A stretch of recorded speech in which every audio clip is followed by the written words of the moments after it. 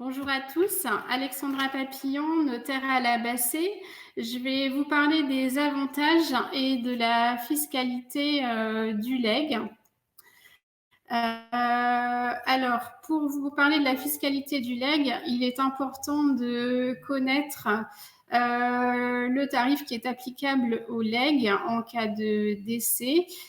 Et ce legs a un tarif différent selon le lien de parenté entre le testateur et le légataire. À partir du moment où le testateur laisse comme héritier des descendants ou des enfants, il faut savoir qu'il a déjà un abattement. Donc cet abattement successoral est de 100 000 euros dans ce cas-là. Donc là, c'est le montant, l'abattement, c'est le montant qui sera légué sans impôt. Et au-delà des 100 000 euros, le descendant ou l'ascendant sera taxé à 5, 10, 15, 20%, c'est par tranche. Et les tranches peuvent aller jusqu'à 45%. Si le lien de parenté entre le testateur et le légataire sont des frères et sœurs, dans ces cas-là, l'abattement est de 15 932 euros. Et on a une première tranche qui va jusqu'à 24 430 euros, où là, ils seront taxés à 35%. Et au-delà de 24 430 euros, la taxation sera de 45%. Si le lien de parenté entre le testateur et le légataire sont des neveux ou des cousins, la taxation, donc, c'est au taux de 55%. Et pour toutes les personnes non parentes ou au-delà du 4e degré, il y a simplement un abattement de 1 594 euros et le taux d'imposition est de 60%. Il faut savoir que sont totalement exonérés de droits de succession, donc les conjoints, les partenaires de PACS, les frères et sœurs qui sont célibataires, veufs, divorcés, à condition d'avoir plus de 50 ans, d'avoir été domicilié avec le défunt pendant les 5 années qui précèdent le décès, et certaines associations reconnues d'utilité publique, telles que la Fondation Alzheimer, sont totalement exonérées de droits de succession. Toutes les fondations ne sont pas entièrement exonérées de droits de succession. Pour cela, ils doivent remplir des conditions. La première condition, c'est qu'il faut qu'elles soient reconnues d'utilité publique.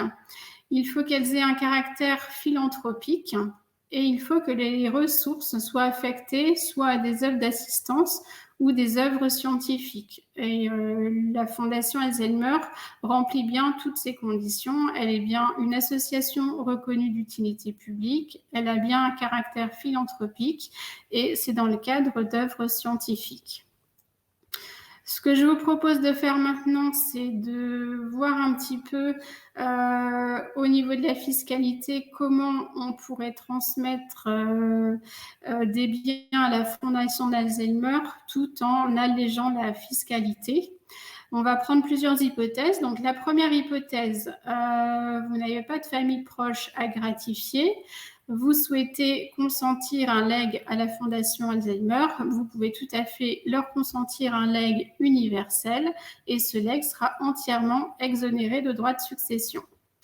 La deuxième hypothèse qu'on pourrait prendre, vous souhaitez toujours gratifier un proche et en même temps, en parallèle, réaliser un legs au profit de la Fondation Alzheimer. Donc là, vous avez deux possibilités qui s'offrent à vous. Soit vous faites un legs à votre proche et un legs en parallèle à la Fondation Alzheimer. Et là, le gros inconvénient, c'est la fiscalité qui va être appliquée au legs consenti à votre proche, qui peut être lourde en fonction du lien de parenté. Et la deuxième solution, ce serait de faire un legs universel au profit de la Fondation Alzheimer, à charge de transmettre un legs particulier à ce proche. Et là, on va voir dans un exemple chiffré que la fiscalité, elle est nettement moindre pour obtenir le même résultat. Donc là, vous avez un exemple On a pris le cas, par exemple, de Jeanne, qui a un patrimoine de 100 000 euros qu'elle souhaite léguer. Elle a un neveu, donc elle pourrait procéder à la transmission de son patrimoine de 2 manières différentes. Premier cas, elle fait un legs universel à son neveu. Donc le neveu, on a vu tout à l'heure qu'il était dans la tranche à 55%, donc il va payer 55% de droits sur les 100 000 qui sont donnés. Il va donc payer 55 000 euros de droits de succession et il va donc lui rester en net pour lui 45 000 euros.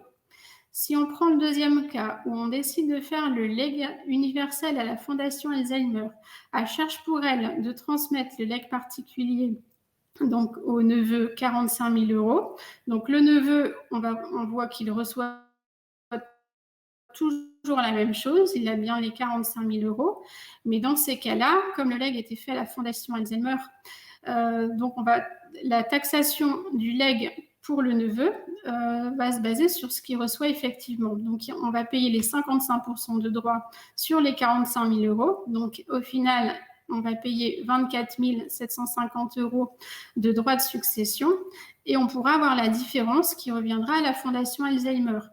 Et donc, les 100 000 euros moins les 45 000 euros qui reviennent au neveu, moins les 24 750 euros payés au titre des droits de succession, eh bien, on peut léguer net de droits 30 250 euros à la Fondation Alzheimer. Donc, si le montant du legs perçu par le neveu est complètement identique, finalement, la destination des fonds n'est pas la même.